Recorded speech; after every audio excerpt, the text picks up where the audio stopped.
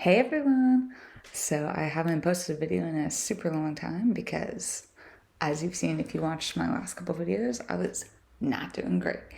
And I finally feel like after the end of the 12th, 5th, 3rd, I don't know, lockdown that we had here in the Czech Republic for COVID, that I finally have more time and freedom in a variety of ways. Like the school year's ended for me and I just like have more time, but freedom in the sense of like I was got my first vaccination yesterday.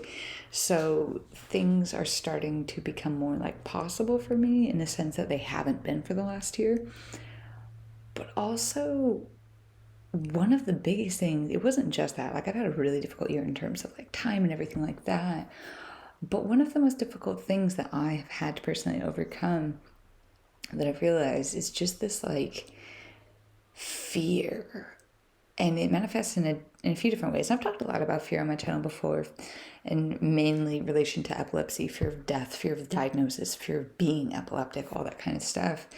And I think that's a really good segue into this sort of new brand of fear where I sort of felt like, why should I make a video about anything? Like, why should I put myself out there in any way? And I think I talked about that a bit in one of my previous videos, but like, it was sort of this thought process of like, okay, I wanted to start making all these videos to share my experience and to help people understand, because I felt so lost and confused and misunderstood myself in my journey with epilepsy, of like trying to even tell my friends and like make them understand what I was going through, but not freak them out, but like, just sort of educate them. And then if other people who have epilepsy or any kind of seizure condition were scared or confused or felt alone, help build some kind of community and destigmatize the world of seizures, because it is so scary. But one of the, I don't know, it's like weird to sort of talk about because it's a positive that I've pretty much had my own personal epilepsy symptoms under control for quite some time now, which is due to a variety of factors of conscious choice and like really actively participating in my own health.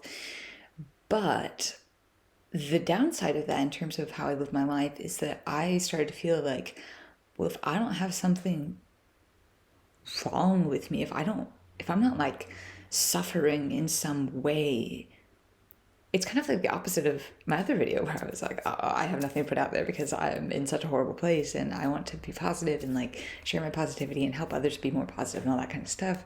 It was almost like the opposite where I was like, okay, but if I'm not struggling with epilepsy, does my life have any value? Do my thoughts on life have any value to other people? And I was really thinking about it. And then I watched this awesome movie last night called 5 Feet Apart. And it was so deeply sad. And I'll link to it if you guys want to watch it. But it's an interesting that it came out at the time that it did, because it came out, I think, in 2019. And it's about this couple that fall, or these two people that fall in love, and they both have cystic fibrosis. And apparently, I know like literally nothing about cystic fibrosis, so I am in no way trying to be like offensive, or if you have it or know someone who has it, I'm not trying to like downplay it. This is just like a brief overview of the movie. I'm not trying to give a synopsis about it because it seems really challenging, to say the literal least. It seems just awful.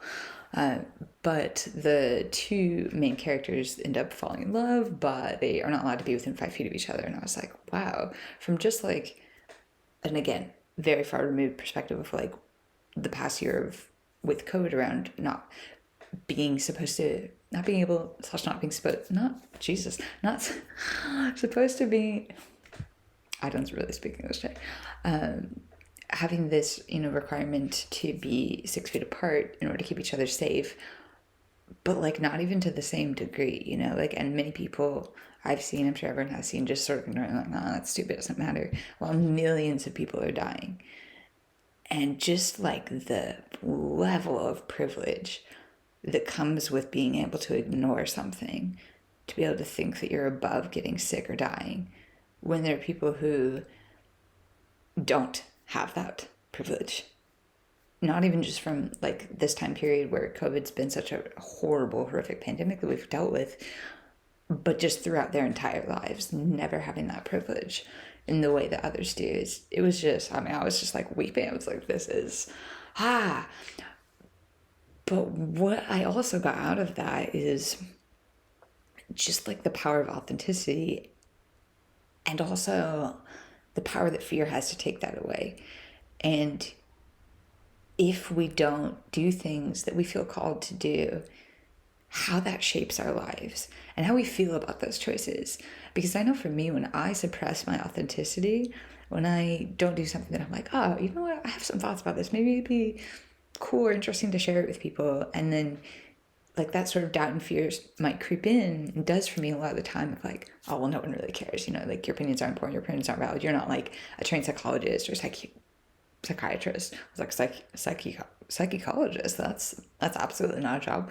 But like the ways in which we limit ourselves and cut away at our value. And I think part of that's from society, part of it's from personal experience. If we've been around people where we're raised in an environment to believe that we don't matter, even if it's not just like a banner in your house, like you don't matter. It could be like these little things that you internalize because your formative years from 0 to 6, a lot of these things you carry with you for your entire life. So whether or not you remember it, your brain, your body, your psyche imprints these things, and they can affect you way later. Or it could even be like the other day, someone, like, you shared a joke to a friend and they're like, that's not funny, and you're like, oh my god, am I not funny? And again, I have probably mentioned, like, I cannot beat this drum often enough that my life is like a walking existential crisis. Like, I overthink everything. It's just, that's my own personal burden, and my work is like not doing that, and not simultaneously, but not chipping away at my own joy through suppressing my own individualism and authenticity. Because I think what it ultimately leads to, at least I've noticed it in my life and the lives of those around me, is it prevents community from happening. It prevents thriving.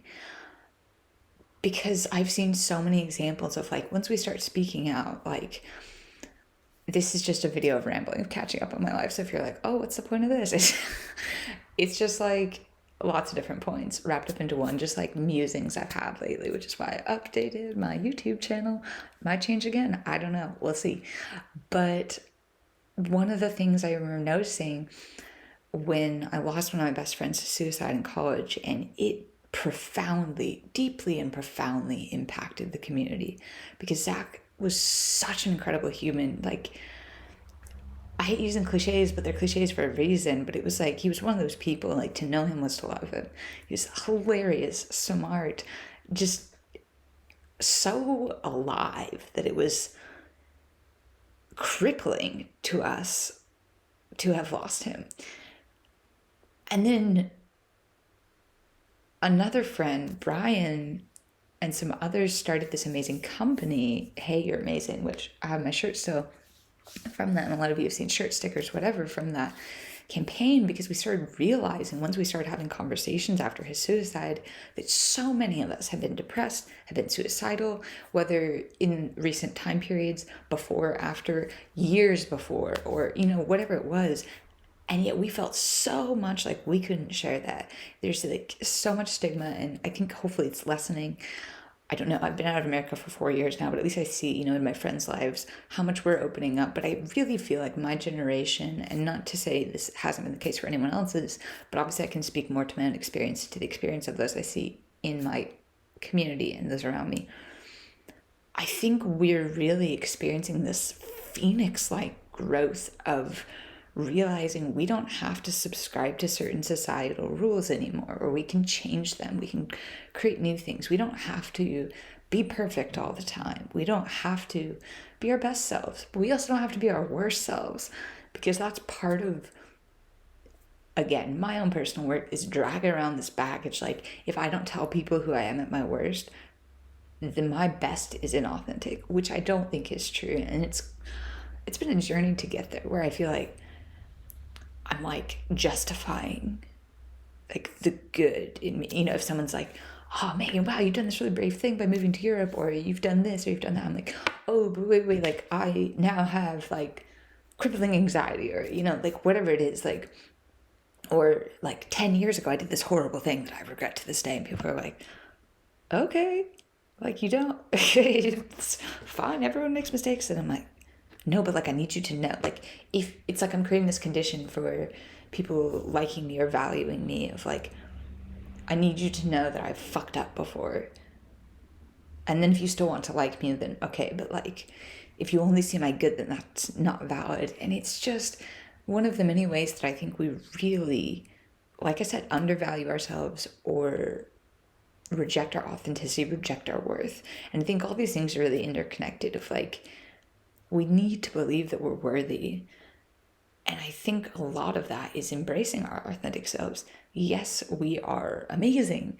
We are also flawed, but it doesn't mean we have to be one or the other. We can be all of it. This just beautiful, weird mess. Like, I have really weird humor. I like to burst into songs about things that bother me, like politics. Like, I put it into a catchy little theme song when I feel like it's a huge problem, and it makes me so angry because it's how I deal with it. And it's, I mean, my sister knows, like, we have so many of these. Like, we are going to maybe make a musical about them someday. Like, it just needs to be out in the world. But like, that's the thing. It's like, you might be like, wow, I kind of like drawing, but I'm not the best artist ever. Put it out there if you feel called. If you don't.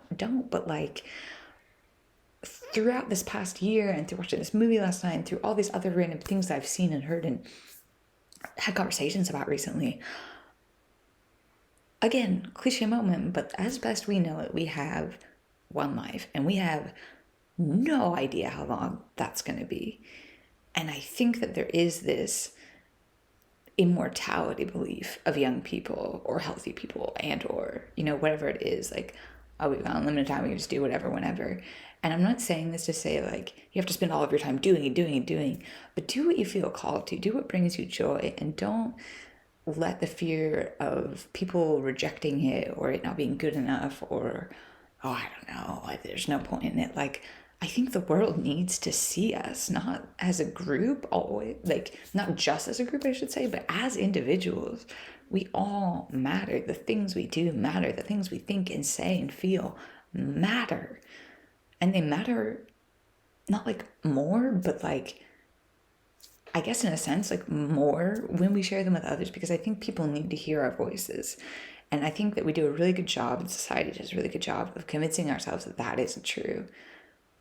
But what would the world be without all of us, you know? Like, there's only one version of each of us. Like, there are no two people in the world that are exactly the same in every single moment on every single thing.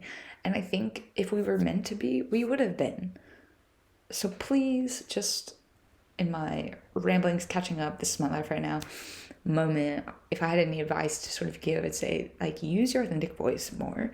Be weird, be not weird, like, do whatever you need to do to feel good about yourself, as long as obviously you're not hurting others or yourself. But the world needs to hear more of you. So perfect, imperfect, all of the above, put it out there and live while you can, because who knows? Who knows? But I value you, the world values you, and we need to see more of it. Have an awesome day, everyone. Love you guys so much.